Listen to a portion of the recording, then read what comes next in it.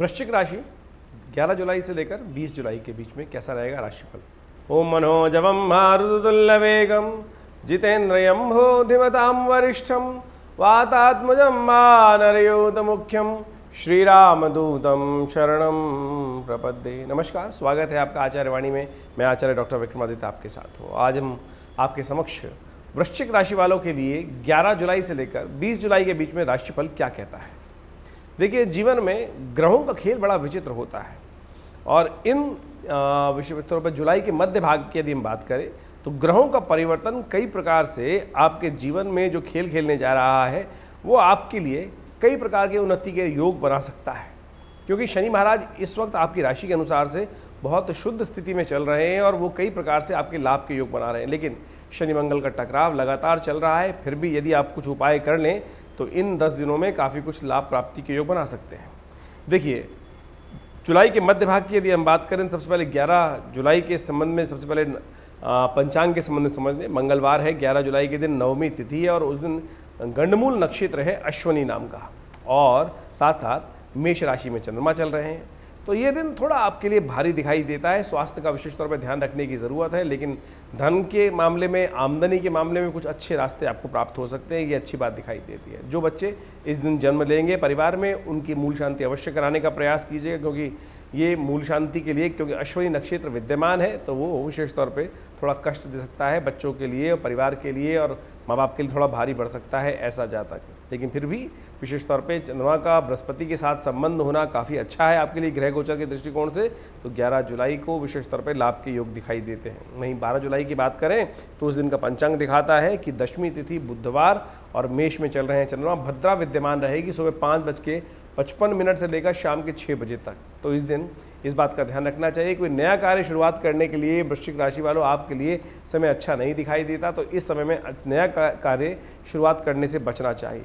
व्यावसायिक दृष्टिकोण से ग्रह आपके अनुकूल दिखाई देते हैं। जो रूटीन में काम कर रहे हैं उसमें आगे बढ़ने के योग आपको बनने के चांसेस बनते दिखाई देंगे, लेकिन शत्रु वर्ग, सामने वाला व्यक्ति जो वर्ग है वो आपको कुछ कष्ट देने के योग दे सकता है। उनके मामले में कुछ धन खर्च अधिक होने के योग दिखाई देते हैं। थोड़ा उनसे सावधान रहते हुए, युक्त तरीके से काम करते हुए आपको बुद्धि का पूर्ण योग करने की आवश्यकता दिखाई देती है। तो तब आप काम करेंगे, शुक्र नीति का उपयोग करेंगे तो लाभ की स्थिति बना सकते हैं।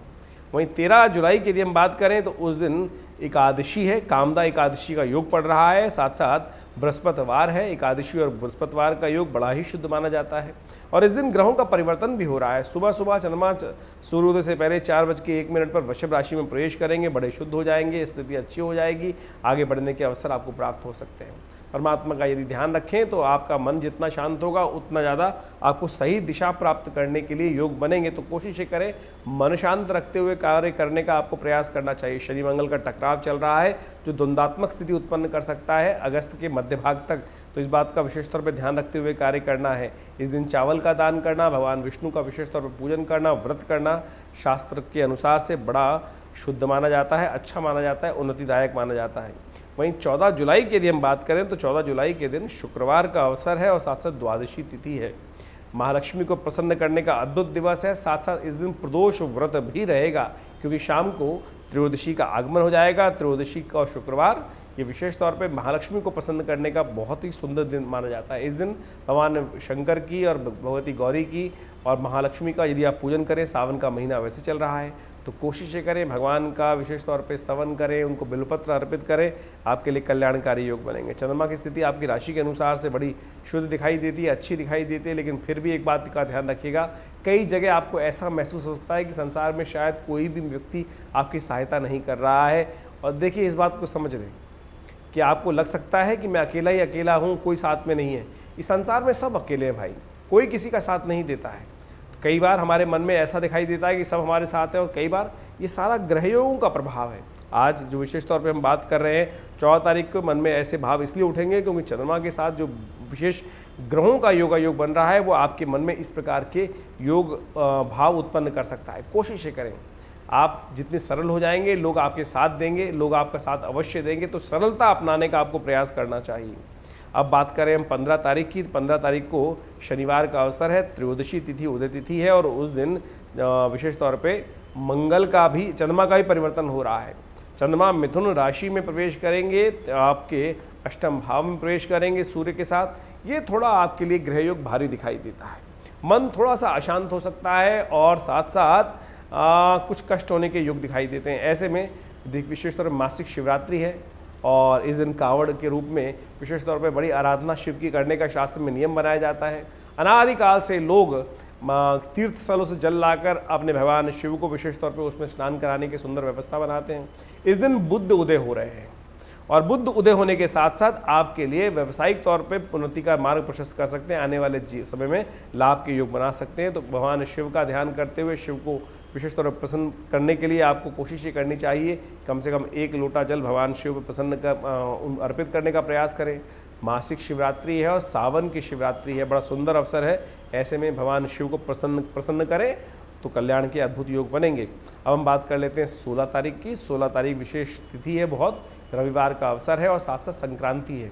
हृदय नाम का योग बनता है। संक्रांति जिस दिन रविवार को पड़ जाती है, लेकिन संक्रांति सुबह करीब यानी अगले दिन सुबह 29 बजे के आसपास, 29 बजे यानी 12 बजे के बाद 5 घंटे जब निकल जाएंगे, तो इसलिए पंचांग के दृष्टिकोण से उसको 29 बोल दिया जाता है। लेकिन अगले दिन सुबह ये संक्रांति का योग पड़ेगा, लेकिन पुण्य भी अगले दिन रहेगा। तो लेकिन रविवार के दिन संक्रांति पड़ रही है तो हृदय नाम का योग बन जाता है। ऐसे में विशेष तौर पर भगवान सूर्य की उपासना करने से बड़े कल्याणकारी योग बनते हैं। और आपकी राशि के अनुसार से इस वक्त सूर्य आपके थोड़े कमज़ोर चल रहे हैं। आपको भगवान सूर्य को सुबह सुबह प्रसन्न करने के लिए उनके निमित्त थोड़ा चावल इत्यादि का दान करना चाहिए, गेहूं इत्यादि का दान करना चाहिए। संक्रांति जो आने वाली है वो आपके लिए बड़ी लाभकारी स्थिति होने वाली है। तो ऐसे में कई प्रकार के उन्नति के मार्ग प्रशस्त करेगी। आपकी राशि के अनुसार से अगले महीने में सूर्य जब परिवर्तित होंगे, और उसके लिए हम एक अलग से वीडियो भी बनाएंगे, वो आप जान सकते हैं। ग्रह योग विशेष तौर पर 16 तारीख के दिन दिखा रहे हैं कि आपको थोड़ा सावधानी के साथ काम करने की ज़रूरत है, और जब जो भी कदम उठाएं बड़ी सावधानी के साथ चलते हुए उठाएंगे तो लाभ के योग बन पाएंगे। 17 तारीख की हम बात करें, 17 तारीख को सोमवार का अवसर और साथ साथ अमावस्या तिथि, सोमवती अमावस्या, संक्रांति का पुण्य और सावन की सोमवती अमावस्या, बड़ा ही शुभ योग है। ये शुभ योग संक्रांति के साथ मिलकर पड़ा है। ऐसे में भगवान की आराधना करें, अमावस्या है तो खास तौर पे भगवान का आराधना करके कल्याणकारी योग बना सकते हैं।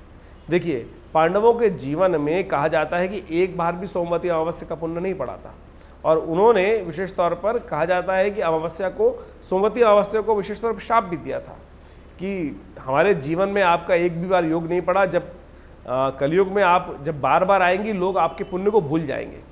तो आप कोशिश ये करें, इस संक्रांति के पुण्य को समझने का प्रयास करें। सावन के महीने में संक्रांति पढ़ना, भगवान शिव की आराधना करना। हमने भी विशेष तौर पर विवेकानंद योगाश्रम में इस दिन सुंदर तरीके से भगवान शिव का रुद्राभिषेक रखा हुआ है, आप भी उसमें सम्मिलित हो सकते हैं। पूरा रुद्राष्टाध्यायी के द्वारा भगवान का शिवलिंग, भगवान के विशेष तौर पे शिव विग्रह का विशेष तौर पे हम लोग रुद्राभिषेक करते हैं। वैसे तो पूरे सावन के 60 दिन लगातार चल रहा है, आप भी इसमें सम्मिलित हो सकते हैं। विशेष कार्यक्रम में शाम को करीब 6 बजे से लेकर 8 बजे तक का कार्यक्रम है, आप इसमें सम्मिलित हो सकते हैं। ग्रह विशेष तौर पर परिवर्तन की तरफ जा रहे हैं, चंद्रमा कर्क में प्रवेश करेंगे और ये आपके लिए बड़ा कल्याणकारी योग बनाएंगे।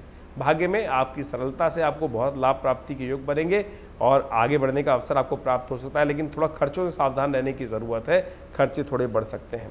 वहीं 18 तारीख की हम बात करें तो 18 तारीख को मंगलवार का अवसर है और इस दिन विशेष तौर पे पुरुषोत्तम मास आरंभ हो रहा है। इस बार सावन के महीने में पुरुषोत्तम मलमास का योग बन गया है और ये मलमास विशेष तौर पे बड़ा ही ऐसा पुण्यदायक माना जाता है। कहा जाता है कि इस मलमास में केवल पुण्य, पूजा इत्यादि कार्य, पुण्य इत्यादि कार्य करने के लिए प्रशस्त माना जाता है। तो ऐसे में इस मास का लाभ लेने का प्रयास करना चाहिए। भगवान शिव के महीने में, ये श्रावण के महीने में ये विशेष तौर पर अधिक मास पड़ रहा है और कहा जाता है कि अधिक मास में यदि हम पुण्य पूजा करें, प्रार्थना करें तो उससे समस्त प्रकार के कष्ट दूर होने के योग बनते हैं। तो वृश्चिक राशि वालों, देखो आपकी राशि के अनुसार से इस वक्त शनि मंगल का टकराव चल रहा है और ऐसे में पुरुषोत्तम मास बड़े सुंदर तरीके से पड़ा है। तो कोशिश ये करें, नित्यपति भगवान शिव का गुड़ के जल से अभिषेक करने का प्रयास करें, कल्याण होगा। ग्रह स्थिति आपके अनुकूल दिखाई देती है, लाभ की स्थिति आपके लिए अच्छी रहेगी, आगे बढ़ने का अवसर आपको अच्छा प्राप्त हो सकता है क्योंकि चंद्रमा स्वग्रही होकर चंद्रमा आपके धर्म भाव में है। धर्म से विशेष तौर पे लाभ की स्थिति बनती दिखाई देती है। तो कोशिश ये करें, धर्म का लाभ आपको अवश्य लेने का प्रयास करना चाहिए। धार्मिक कार्य में लिप्त रहेंगे, धार्मिक कार्य करेंगे तो उससे आपके पुण्य जागेंगे और पुण्य आपके जीवन में कल्याणकारी योग बनाएंगे।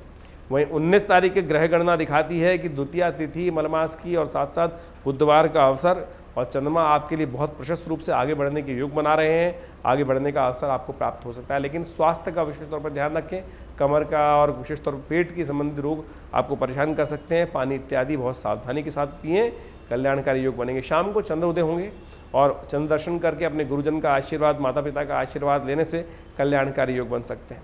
20 तारीख की ग्रह गणना विशेष तौर पर दिखा रही है, उस दिन बृहस्पतिवार का अवसर है और साथ साथ अधिक मास सावन के महीने में जो पड़ रहा है उसकी तृतीया तिथि है और विशेष तौर पे ग्रहों का परिवर्तन हो रहा है। शुक्र, मंगल और चंद्रमा एक साथ स्थिति में परिवर्तित होकर बहुत सुंदर स्थान में योग बना रहे हैं। कल्याणकारी योग बनेगा, आगे बढ़ने का स्थिति आपको प्राप्त होने के अवसर बन सकते हैं, तो आपको बड़ी सावधानी के साथ आगे चलने का प्रयास करना चाहिए। इस दिन मंगल, शुक्र और चंद्रमा तीनों का ग्रह योग एक साथ हो गया है और सामने शनि बैठे हैं, तो ऐसे में आपके द्वारा बड़े सावधानी के साथ काम करने का प्रयास करें।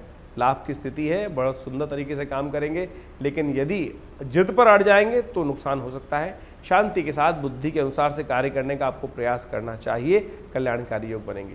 धन्यवाद।